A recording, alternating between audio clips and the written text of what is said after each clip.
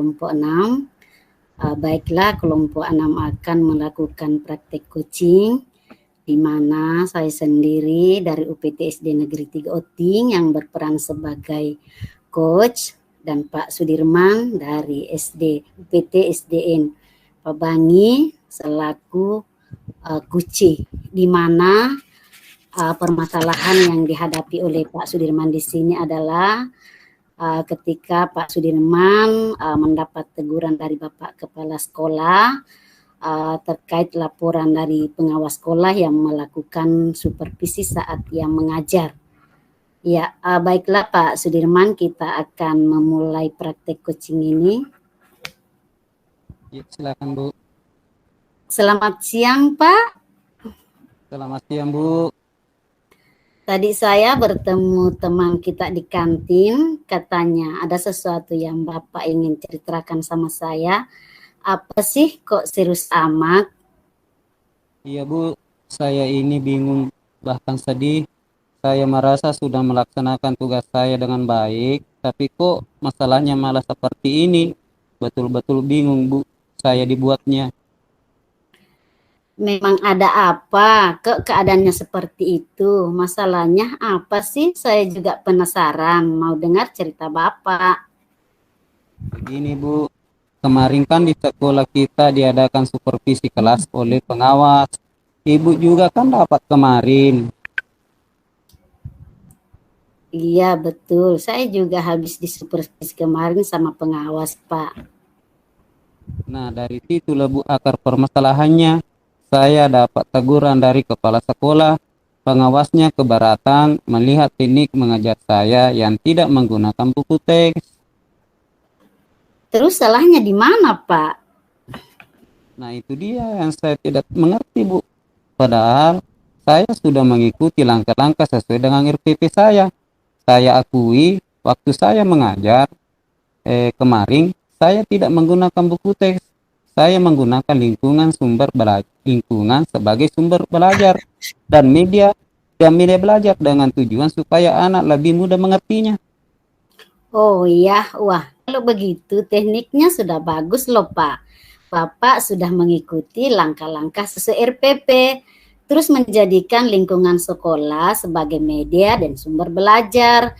Kalau menurut saya itu bagus loh Pak. Jadi berdasarkan dari penjelasan Bapak tadi, tujuan dari diskusi ini apa? Atau dengan kata lain maunya apa Pak?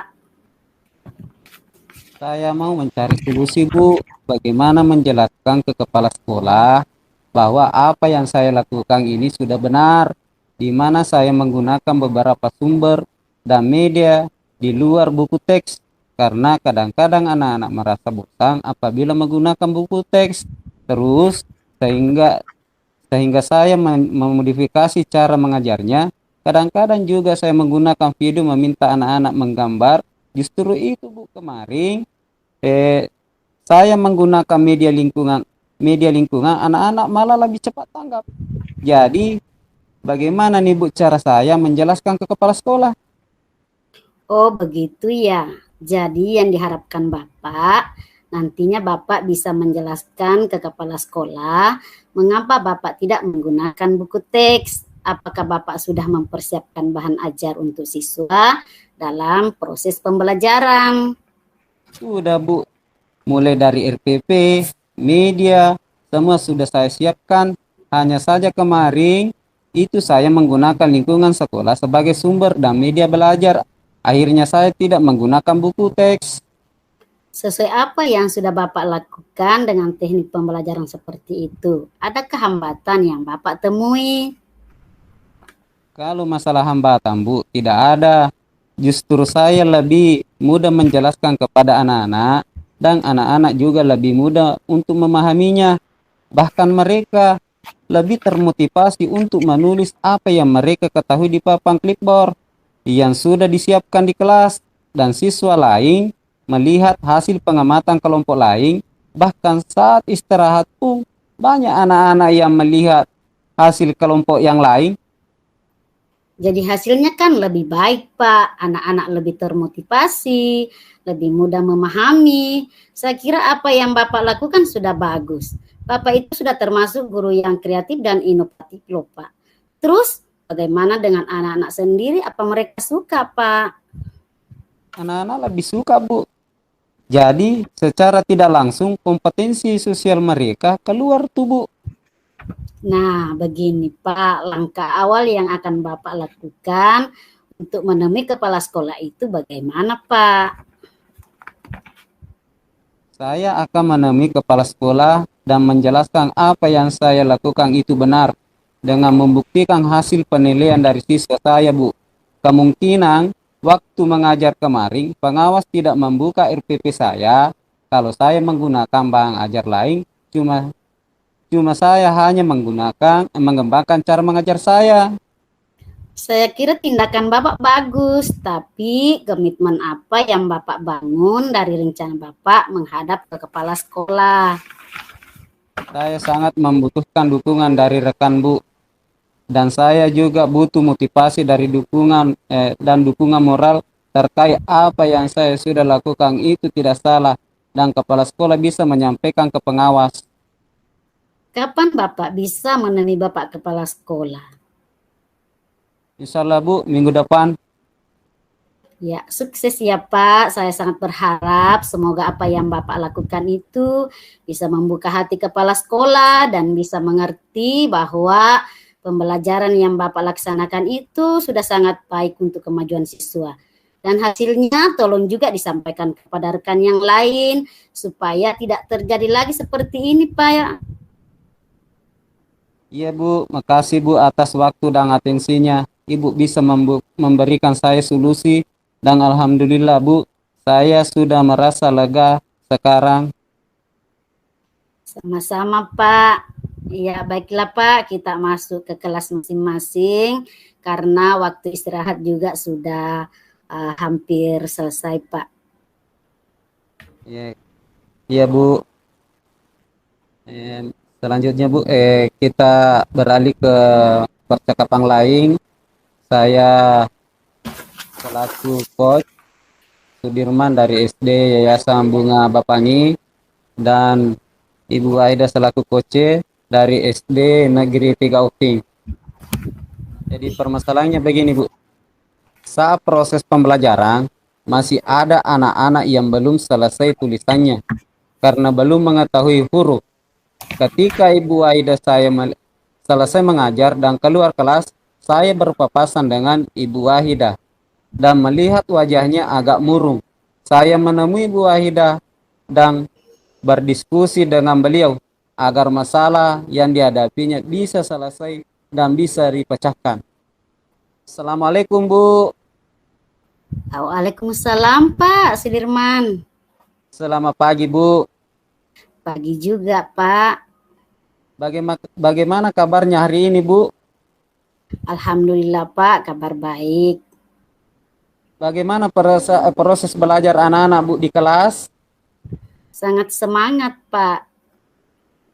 Saya lihat beberapa hari ini Ibu sangat semangat dalam pembelajaran.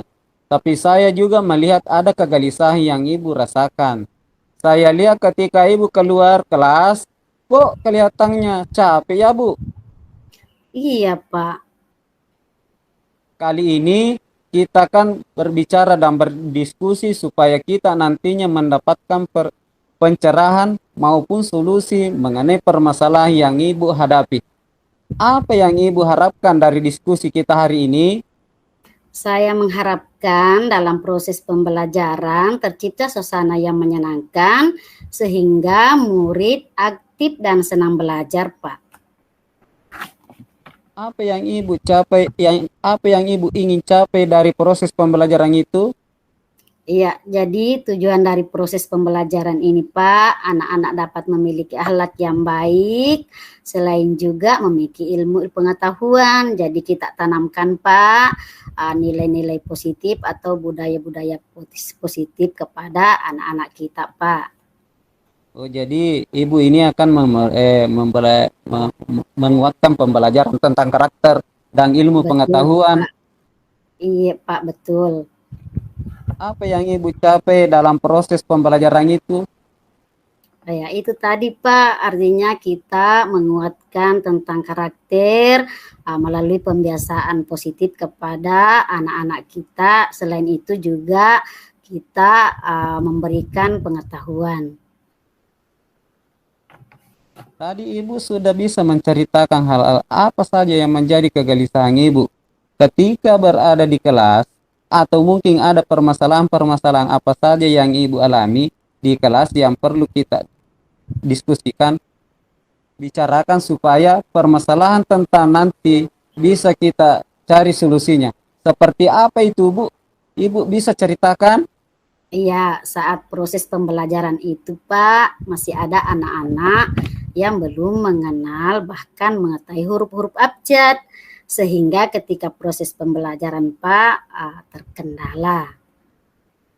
Oh, makasih Bu. Itu tadi masalah yang terjadi di kelas Bu. Kemudian hal apa yang menurut Ibu penting dalam proses pembelajaran? Iya, saya kira suasana yang menyenangkan Pak, sehingga anak-anak dapat belajar dengan baik. Jadi menurut Ibu tadi yang terpenting itu adalah prosesnya. Sebenarnya Ibu itu memiliki impian atau visi yang bagaimana untuk muridnya di kelas, seperti apa ya visinya, Bu? Iya, saya kira visi saya Pak, saya bisa mengantarkan anak-anak memperoleh pengetahuan dan juga sikap yang baik. Jadi anak-anak tidak hanya memiliki kemampuan di bidang akademik, tapi juga mempunyai akhlak karimah Pak. Kemudian hal apa yang sudah Ibu lakukan dalam mengatasi problematika yang sedang Ibu alami di kelas tadi? Iya, saya kira Pak bisa memberikan waktu tambahan dengan terlebih dahulu berkomunikasi dengan orang tua siswa. Jadi terkadang saya meminta waktu 5 sampai 10 menit ketika pulang sekolah, utamanya bagi anak-anak kelas 1. Kemudian bisa juga Pak saya memberikan buku-buku bacaan khusus. Bisa dibaca di rumah, bisa juga berupa saya memberikan kartu-kartu kata Pak. Dalam menjalankan hal itu, tentunya Ibu menemukan banyak hambatan yang ditemui di kelas. Mungkin Ibu bisa menceritakan prosesnya. Itu apa saja hambatan yang selama ini Ibu alami di kelas? Ya, jadi Pak, beberapa anak belum lancar membaca sehingga saya tidak memberikan materi seperti teman-temannya yang lain. Tapi terkadang Pak, ketika anak-anak itu sudah saya berikan materi berupa menulis, anak-anak yang belum bisa mengenal huruf-huruf itu Pak, saya bimbing langsung, saya memanggil di dekat saya duduk Pak. Kemudian saya bimbing mengenal atau mengetahui huruf-huruf abjad Pak. Bagus tuh Bu.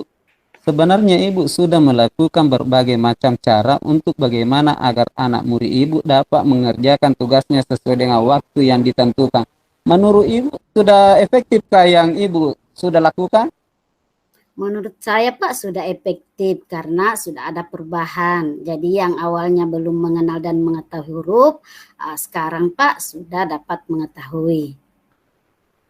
Jika saya memberikan rentang pengukuran 1 sampai 10 untuk menggambarkan kesuksesan Ibu mengatasi masalah, nilai berapa kira-kira Ibu berikan? Iya, nilai 8 Pak karena anak-anak sudah dapat mengerjakan tugasnya sesuai dengan waktu yang tepat. Berarti sudah ada perubahan dan peningkatan itu dari usaha Ibu. Betul Pak. Kenapa? Karena saya memberikan pembelajaran yang berdiferensiasi. Jadi di sini saya bisa menggunakan diferensiasi konten, bisa diferensiasi proses, dan bisa juga diferensiasi produk sehingga Pak kebutuhan belajar anak-anak itu terpenuhi semua. Kemudian dari perbincangan tujuan kita ini Bu, identifikasi permasalahan, hambatan dan solusinya, hal terpenting apa yang Ibu ingin capai? Iya, saya kira yang saya ingin capai di sini Pak adalah proses pembelajaran yang menyenangkan dan efektif bagi anak. Selanjutnya rencana Ibu sudah menyampaikan masalah ini dan sudah mengetahui solusinya. Kemudian rencana selanjutnya yang Ibu akan lakukan apa, Bu? Iya, jadi saya meminta dukungan atau masukan dari rekan-rekan sejawat dan bisa juga dari kepala sekolah. Karena rencana apapun rencana itu yang kita rencanakan, kalau tidak ada kolaborasi, tidak ada kerja sama dengan rekan sejawat dan kepala sekolah, saya kira itu tidak bisa terlaksana dengan baik, Pak. Saya kira Bu itu masalah dukungan pasti kita didukung oleh semua rekan-rekan. Oke Bu, apa yang menjadi tolak ukur bahwa rencana aksi Ibu akan berhasil? Ya, anak-anak Pak dapat menyelesaikan tugasnya tepat waktu. Selanjutnya Bu, bantuan apa yang Ibu butuhkan untuk melakukan proses rencana tadi? Ya, saya butuh bantuan dan masukan dari rekan sejawat dan kepala sekolah, Pak. Tadi Bu saya akan bilang bahwa pasti kita ada dukungan dari rekan-rekan, bahkan dari kepala sekolah karena tindakan Ibu ini untuk pembentukan karakter terhadap anak. Selanjutnya Bu, kapan Ibu melaksanakan pembelajaran yang berpihak pada murid? Insya Allah, Pak, bisa dilakukan minggu depan. Selanjutnya Bu, dari diskusi kita pada hari ini, apa yang Ibu bisa simpulkan? Iya, jadi saya bisa simpulkan bahwa melalui kegiatan pembelajaran yang berdiferensiasi, pembelajaran siswa kita dapat terpenuhi kebutuhan belajarnya. Oke Bu, terima kasih. Bisa diselesaikan tugas tak, bisa bekerja sama dengan rekan-rekan, bisa kerjasama dengan dengan kepala sekolah. Terima kasih banyak Bu atas eh, kesempatan pada hari ini. Semoga solusi dan masalah Ibu bisa diselesaikan pada hari ini, dapat terwujud dengan baik. Assalamualaikum warahmatullahi wabarakatuh. Eh, Waalaikumsalam warahmatullahi wabarakatuh. Itulah tadi Bu praktek coaching dari kelompok kami, kelompok 6. Assalamualaikum warahmatullahi wabarakatuh. Waalaikumsalam warahmatullahi wabarakatuh. Waalaikumsalam Ibu Wahida dan Pak Sudirman. Terima kasih ditanggapi oleh Ibu Simpon atau Ibu Suryana. Disilakan. Terima kasih banyak Bu. Baiklah, saya akan mencoba memberikan tanggapan dari apa yang saya lihat. Kalau dari alur ceritanya ya dapat semua. Cuma yang saya perhatikan tadi itu sebelum pada saat Pak Sudirman sebagai coach, sebelum menyampaikan sebuah pertanyaan itu selalu ada kalimat pengantar. Ada kalimat pengantar tentang apa yang mau dia tanyakan. Jadi kayak ada penguatan sebelum masuk ke pertanyaan. Seperti itu Bu yang saya lihat. Terima kasih banyak. Oke. Baik. Oh iya, Ibu Wahida mau menanggapi? Boleh, silakan. Makasih banyak Bu. Jadi mungkin kami dari kelompok 6 juga memohon maaf karena mungkin dari praktek coaching kami tadi itu ada pertanyaan yang berulang sehingga saya artinya tahan saya punya ketawa juga karena Pak Sudirman ini sudah menanyakan sebelumnya kemudian ditanyakan kembali sehingga pertanyaan itu berulang. Kemudian yang kedua, 2 kali juga saya hampir menggunakan kata kira-kira, tapi karena langsung saya ingat, akhirnya kayaknya kata-katanya itu tidak terkontrol lagi Bu, karena saya langsung tekan, oh saya sudah salah ini. Jadi iya Bu, makasih banyak kepada Ibu Simpuan atas umpan baliknya. Semoga kedepannya kami lebih banyak berlatih lagi sehingga dalam praktik coaching tidak kelihatan kaku lagi karena terus terang Bu, mungkin pada teks pertama itu kami fokus betul sama teks sehingga kelihatannya tidak rileks. Artinya kita berpatokan sama teks yang ada. Kemudian yang kedua itu meskipun artinya ada teks tapi artinya tidak terlalu berfokus pada teks. Artinya kita bisa dapat memberikan komentar-komentar yang kita ambil sendiri, Bu. Saya kira begitu. Assalamualaikum warahmatullahi wabarakatuh. Iya, oke.